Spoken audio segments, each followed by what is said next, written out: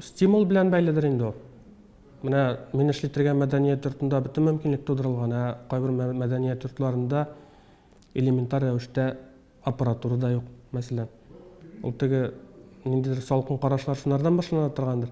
Ләкин мин һәрвакытта да әйтә киләм, ул теге менә мәдәният йортында гына утырып, менә проблема бар, аппаратура юк, җиһаз юк дип кенә утырып, проблема хәл ителми.